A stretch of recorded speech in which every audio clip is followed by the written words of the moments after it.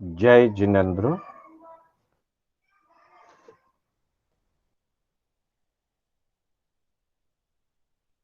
मोक्षमार्गस्य नेतारम् भेतारम् कर्मभूभृता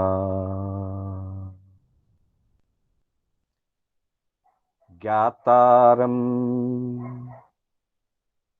विश्वतत्त्वानाम्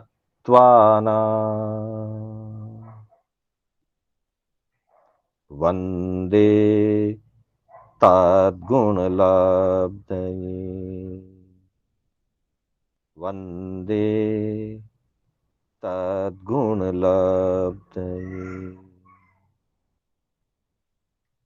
अनंत उपकारी आस्था के आयाम चरम तीर्थंकर श्रवण भगवान महावीर को वंदन। प्रभु की परंपरा में विचरण करने वाली परम उपकारी समस्त चारित्र आत्माओं को वंदन। धर्म प्रेमी सज्जनों, सुशील माताओं एवं बहनों, श्री कर्नाटक जैन स्वाध्याय संघ बैंगलोर के तत्वावधान में आयोजित जिनवाणी सार की इस विशेष कक्षा में मैं शांतिलाल बोहरा आप सभी का हार्दिक स्वागत एवं अभिनंदन करता हूं। बंधुओं, इस सत्र की हमारी यह आज छठी गाथा के साथ छठी कक्षा चल रही है। बंधुओं, इसके पूर्व हमने 5 गाथाओं में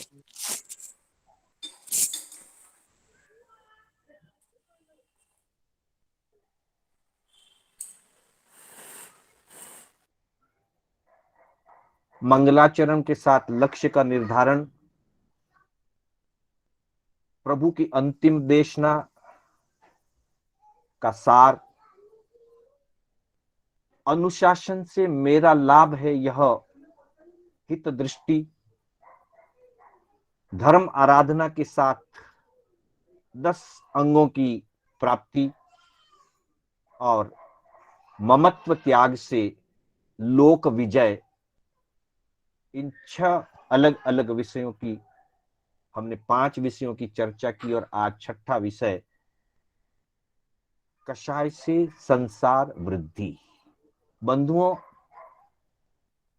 कल हम जिस गाथा की चर्चा कर रहे थे आचारांग सूत्र के माध्यम से, हमने कल की गाथा की चर्चा की थी कि जो ममत्व का त्याग कर देता है वही मोक्ष मार्ग को देख सकता है, प्राप्त कर सकता है और वही परिग्रह का त्यागी बनकर के, मुनि बनकर के मुक्ति की प्राप्ति कर सकता है। हमारी बुद्धि में ममत्व त्याग का भाव जागृत होना चाहिए। इसलिए कहा कि जे ममा ईय मईम जहाई से जहाई ममा ईयम सेहु दिट्ठ पहे मुनि जस नथि ममा ईयम। मुनि वही है जिसमें ममत्व बुद्धि नहीं है, जिसने ममत्व बुद्धि का त्याग कर दिया है और जो बाह्य आभ्यंतर परिग्रह और बंधनों से जो मुक्त हो गया हो वही मोक्ष पथ का दृष्टा होता है, वही मोक्ष पथ का आराधक होता है। इसी संदर्भ में कल हमारी चर्चा हुई थी कि 4 जो कषाय हैं वे ही ममत्व के मूल कारण है और उनका त्याग ही ममत्व का त्याग है। अगर उनका त्याग नहीं किया जाए तो क्या स्थिति होती है। आज हम जिस गाथा की चर्चा करने जा रहे हैं वह गाथा 10वें कालिक सूत्र के 8वें अध्याय की 40वीं गाथा हमने आज सामने रखी है। एक बार इस गाथा की हम उच्चारण की और शुद्धि की चेष्टा करेंगे। कोहोय मानोय अनिग्रहीया मायाय लोभोय पवड्डमाना चत्तारि ए कशिना कसाया सिंचन्ति मूलाइम पुण्यभवस्स कोहोय मानो य अनिग्रहीया मायाय लोभो य पवड्डमाना चत्तारि ए कशिना कसाया सिंचन्ति मूलाइम पुण्यभवस्स। बंधुओं, इस गाथा का जो मुख्य सार है वो इतना ही है कि जो चार कषाय हैं, उन चार कषायों का अगर निग्रह नहीं किया गया, उन चार कषायों को अगर शांत नहीं किया गया, उन चार कषायों पर विजय प्राप्त करने की दिशा में अगर कदम नहीं बढ़ाया गया, तो ये चार कषाय पुनर्भव, पुनः पुनः जन्म मरण कराने के लिए भव संसार रूपी वृक्ष का सिंचन करते हैं। बंधुओं, चार कषाय हैं, क्रोध, मान, माया और लोभ। आगमकार इस गाथा के माध्यम से हमें समझाते हैं कि क्रोध और मान तथा माया और लोभ, यदि इनका अनिग्रहीया, अगर इनका निग्रह नहीं किया गया, तो ये पवड्डमाना, यह बढ़ते ही रहते हैं। निग्रह करने पर ये घटते हैं और निग्रह नहीं किया जाए तो ये बढ़ते जाते हैं। इसलिए बढ़ते हुए सिंचंती मूलाइम पुण्यभवस्स, ये बढ़े हुए कषाय चत्तारी एक कशिना कषाय, ये चारों कषाय संपूर्ण रूप से सिंचंती मूलाइम, मूल यानी जड़, जड़ को सींचते हैं। जड़ किसकी? पुनर्भवस्स, पुनर्भव रूपी जो जड़ है, पुनर्भव रूपी जो वृक्ष है, उस वृक्ष की जड़ का ये सिंचन करते हैं। और जब जड़ का सिंचन होगा तो वृक्ष फैलेगा, फूलेगा, हरा भरा हो जाएगा। यह वृक्ष सद्गुणों का वृक्ष नहीं है, यह वृक्ष जन्म मरण रूपी भव संसार का वृक्ष है। और कषायों के द्वारा इसका सिंचन होता है, तब जन्म मरण बढ़ते ही चले जाते हैं, पुनर्भव पुनर्भव पुनर्भव होता ही चला जाता है। इससे बचने का उपाय क्या है? इस गाथा में जो एक शब्द आया अनिग्रहीया, जो अनिग्रह है, अर्थात जो वश में नहीं किए गए कषाय हैं, वे कषाय हमें संसार परिभ्रमण कराते हैं। संसार के परिभ्रमण से अगर बचना है, संसार की अग्नि से अगर बचना है, कषायों को अग्नि की उपमा भी दी गई है, कषाय अग्नि है, उस अग्नि से अगर बचना है तो कषायों का निग्रह जरूरी है। तो आगमकार इसके लिए फरमाते हैं, पहली बात तो कही कि क्रोध, मान, माया और लोभ जो हैं, ये पाप की वृद्धि करते हैं।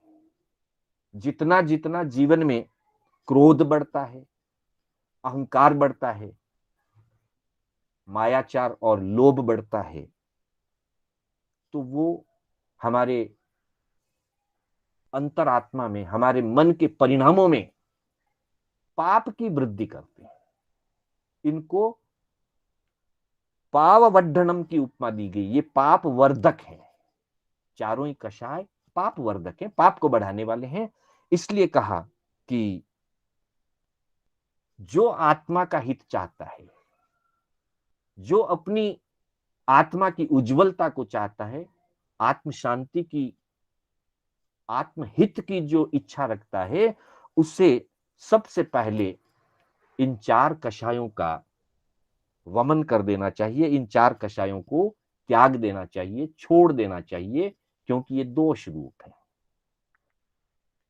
लेकिन कहने मात्र से कोई छोड़ दे ऐसा सहज ही संभव नहीं है, सहज ही इतना सरल नहीं है कि कह दिया और छोड़ दिया जाए। तो आगे चल करके ज्ञानियों ने यह बताया कि क्रोध करने से एक जीव और दूसरे जीव के बीच में जो आत्मीय संबंध होता है, जो प्रीति है, जो स्नेह की भावना है, जो अपनत्व की भावना है, वह अलग चीज है। पर एक सहज जो प्रीति होती है, सहज जो आत्मीय संबंध होता है, क्रोध करने से वो आत्मीय संबंध नष्ट हो जाता है। और अहंकार करने से विनय गुण का नाश हो जाता है।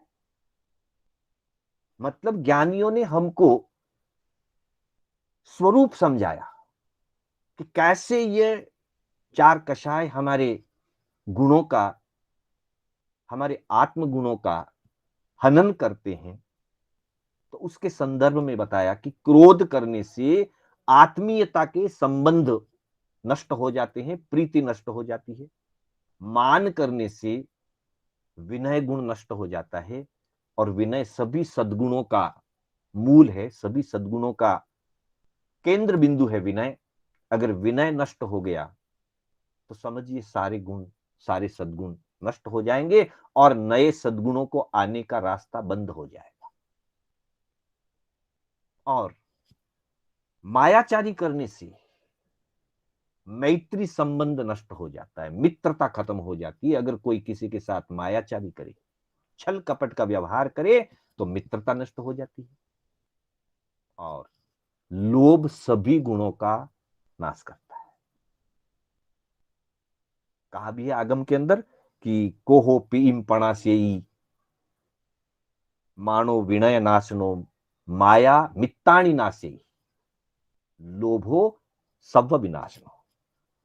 लोभ सभी सद्गुणों को नष्ट कर देता है, सब सद्गुणों का नाश हो जाता है लोभ से। चाहे वो प्रीति है, प्रीति भी खत्म, मैत्री भी खत्म, सरलता भी खत्म, और विनय भी खत्म, सब कुछ खत्म।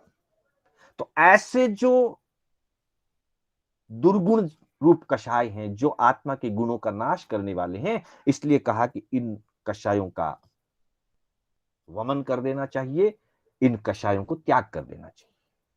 पहले कहा त्याग करना, फिर क्यों त्याग करना उसका एक स्वरूप बताया कि ये इस प्रकार से आत्मा के गुणों का हनन करने वाले हैं। इसलिए आत्महित का जो अभिलाषी है, जो अपनी आत्मा का हित चाहता है, उसे इनका त्याग कर देना चाहिए।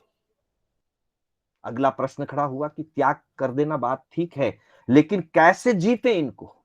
जीतने के लिए कोई माध्यम होना चाहिए, इन कषायों को शांत करने के लिए कोई उपाय होना चाहिए। तो प्रभु ने उपाय भी बताया, और उपाय इस रूप में बताया कि क्रोध को जीतना है तो उपशांत रहना चाहिए, शांति रखनी चाहिए। व्यक्ति जितना शांत स्वभाव में रहेगा, जितना मन में संतुष्टि भाव में रहेगा, शांतता रखेगा, उपशम भाव जिसको कहते हैं, जितना वो उपशांत रहेगा, वो क्रोध को जीत सकता है। क्रोध को जीतने के लिए या क्रोध को नष्ट करने के लिए उपशम भाव का अभ्यास करना चाहिए, शांतता का अभ्यास करना चाहिए। अब उसके लिए कह दिया कि मान लो कहीं क्रोध की स्थिति बन रही है, कहीं कलह का वातावरण बन रहा है, अगर तो अपने आप को उपशांत रखने के लिए पहले तो अपने आप में उपशांत रहे, शांत रहे। फिर भी अगर वश में नहीं रह पा रहे हैं, स्थिति वश में नहीं आ रही है, तो उस स्थान को छोड़ दीजिए जहां क्रोध कषाय आदि पैदा होने की स्थिति बन रही है, कलह होने की स्थिति बन रही है, तो कुछ देर के लिए मौन हो जाइए अथवा कुछ देर के लिए उस स्थान से उठ करके किसी दूसरी तरफ अलग चले जाइए, जिससे उपशम भाव की वृद्धि होगी और कषाय के ऊपर, क्रोध कषाय के ऊपर थोड़ा सा अंकुश लगेगा। तो क्रोध के लिए उपशम भाव यानी कि शांतता रखें ताकि क्रोध का नाश हो सके, क्रोध को वश में किया जा सके।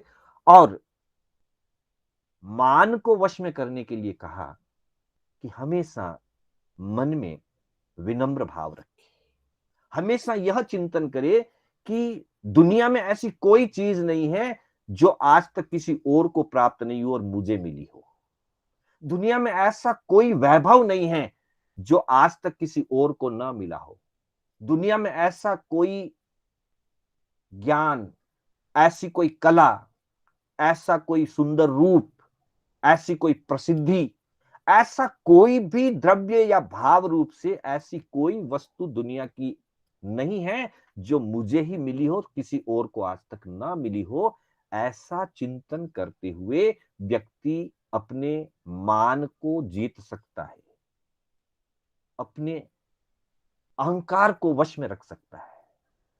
और माया को जीतने के लिए बताया कि हमेशा सरलता, हमेशा सरलता का भाव रखे। जितनी सरलता का भाव व्यक्ति रखेगा, जितनी सहजता का भाव रखेगा, किसी भी चीज को सरलता से ले, सहजता से ले, जैसा है वैसा प्रस्तुत कर दे।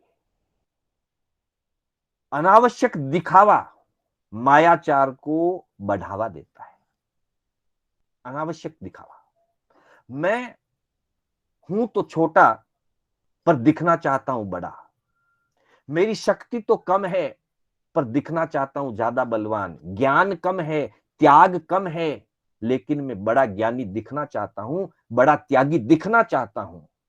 दुनिया के सामने मैं अच्छा दिखना चाहता हूं, तब मैं मायाचार करूंगा। इसलिए सरलता को अपनाएं। कोई बात नहीं, जैसा मैं हूं खुली किताब की तरह, भाई मुझसे इतना ही हो पाता है, मेरी इतनी ही शक्ति है, मैं इतना ही दान दे सकता हूं। अनावश्यक दिखावा नहीं। अनावश्यक दिखावा जहां किया जाएगा वहां निश्चित रूप से मायाचार को बढ़ावा मिलेगा।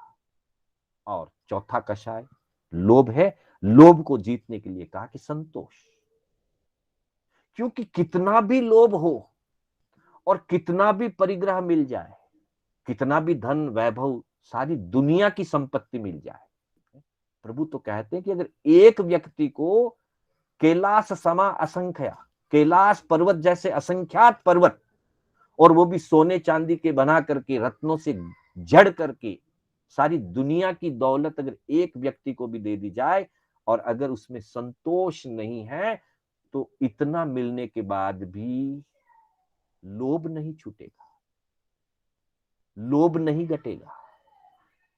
और अगर संतोष आ गया तो थोड़े में भी व्यक्ति संतुष्ट रह सकता है।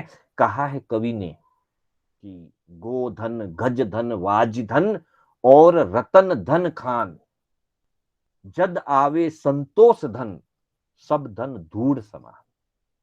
संतोष अगर आ गया तो लोभ पर विजय मिल सकती है। धन मिलने से, अधिकार मिलने से, वैभव मिलने से, सत्ता संपन्न बनने से कभी भी लोभ की पूर्ति होकर के लोभ खत्म नहीं होता। तो लोभ को जीतने के लिए संतोष, संतुष्टि की भावना, मायाचार को जीतने के लिए थोड़ी सरलता और सहजता, मान को जीतने के लिए अपने आप को विनम्र समझना, और दुनिया में मेरे से बड़े बड़े और मेरे से महान बहुत लोग हैं, मैं तो कुछ भी नहीं हूं, ऐसा भाव लाना। और क्रोध को जीतने के लिए उपशम भाव की साधना करना, आराधना करना। साधना और आराधना का मतलब अभ्यास से। कदाचित फिर भी नहीं शांतता रहे तो कषाय उत्पन्न होने का अगर कोई स्थान है, कोई ऐसी स्थिति बन रही है, तो थोड़ी देर के लिए मौन धारण कर ले, थोड़ी देर के लिए व्यक्ति उस स्थान से अलग चला जाए, 5-10 मिनट के बाद अपने आप शांतता आती है। ऐसा अभ्यास करने की जरूरत है, मन में ऐसा चिंतन लाने की जरूरत है कि मुझे इन सभी कषायों से अपने आप को अलग रखना है, क्योंकि ये कषाय मेरी आत्मा के लिए अहितकर है। अभ्यास करने से ऐसा हो सकता है, लेकिन अगर फिर भी अभ्यास नहीं किया तो उसके लिए इस गाथा में उसका परिणाम बताया कि कोहो व मानो व अनगहिया। क्रोध या मान और माया ये लोभो ये पवड्ढमाना। माया और लोभ, इन चारों कषायों को अगर हमने अनिग्रहिया, अगर हमने निग्रह नहीं किया, इनको वश में नहीं किया, इनको जीतने की दशा में अभ्यास नहीं किया, तो ये बढ़ते चले जाएंगे। और बढ़ने के बाद चक्तारी ए कशिना कषाया, ये चारों संपूर्ण कषाय हैं। ये चार है, इन चार में सभी प्रकार के कषाय आ गए। कल वर्षा जी ने प्रश्न किया था कषाय चार ही क्यों है? कषाय अनेक प्रकार का है, पर चारों में संपूर्ण कषाय इन चार में समाहित हो गया, क्रोध मान माया और लोभ। तो ये संपूर्ण कषाय जो हैं चारों मिलकर के पुनर्भव के जड़ को सिंचन करेंगे। पुनः पुनः जन्म होगा, पुनः पुनः मृत्यु होगी और जन्म मरण को सिंचन करेगा। राग द्वेष दो बीज हैं और चार कषाय उसमें दिया जाने वाला खाद और पानी है। बीज के कारण से जड़ फूटी हुई है, जड़ निकली हुई है, और उसमें क्रोध मान माया लोभ रूपी खाद और पानी जब मिलाया जाएगा, बढ़ाया जाएगा, तो भव संसार रूपी वृक्ष बढ़ता चला जाएगा। अर्थात पुनः पुनः जन्म और पुनः पुनः मृत्यु, भव भ्रमण चलता ही रहेगा। आत्मा का हित नहीं हो सकता, आत्मा का कल्याण नहीं हो सकता। इसलिए आत्मा का जो हित चाहते हैं, वमे चत्तारि दोषे उ इच्छन्तो हियमप्पणो, जो अपनी आत्मा का हित चाहता है वह इसका अभ्यास करे कि इन चार प्रकार के क्रोध मान माया और लोभ रूपी चार दोषों का वमन कर दे। या वमन की बात कही गई। त्याग दो प्रकार के होते हैं। एक त्याग होता है सीमित काल का। आज हमने किसी चीज का नियम रखा, त्याग रखा, भाई आज चतुर्दशी है इसलिए अमुक वस्तु का भोजन नहीं करूंगा, अमुक वस्तु नहीं खाऊंगा, पर कल हम उसको फिर उपयोग करते हैं, वो नियम कहलाता है। और जिसका वमन कर दिया, वमन उसको कहते हैं कि जिसे फिर दोबारा नहीं, जैसे किसी चीज को वमन, वमन यानी उल्टी कर दी, वमिट कर दिया, वमिट की हुई चीज को पुनः स्वीकार नहीं किया जाता। तो प्रभु ये कहते हैं कि इस तरीके से इस कषायों का त्याग इस तरीके से करें, वमन के रूप में इनका त्याग कर दें कि फिर जीवन में कभी ऐसे कषायों का सेवन नहीं करें। कषायों से मुक्त होने की दशा में आगे बढ़े, उस दिशा में आगे बढ़े, तो एक दिन कषाय मुक्त होकर के अकषाय दशा प्राप्त की जा सकती है, सिद्ध अवस्था प्राप्त की जा सकती है। इन्हीं भावनाओं के साथ मैं अपने शब्दों को विराम देना चाहूंगा। मेरे बोलने में कोई स्खलना हुई हो अथवा जिनाज्ञा विपरीत कथन हुआ हो तो उसके लिए बारंबार मिच्छामि दुक्कडम। मंगल पाठ के साथ हमारी कक्षा विराम लेगी। गुरुदेव की आज्ञा से, बड़े श्रावकों की आज्ञा से। चत्तारि मंगलम अरिहंता मंगलम सिद्धा मंगलम साहु मंगलम केवली पनत्तो धमो मंगलम। चत्तारि लोगुत्तमा अरिहंता लोगुत्तमा सिद्धा लोगुत्तमा साहु लोगुत्तमा केवली पनत्तो धम्मो लोगुत्तमो।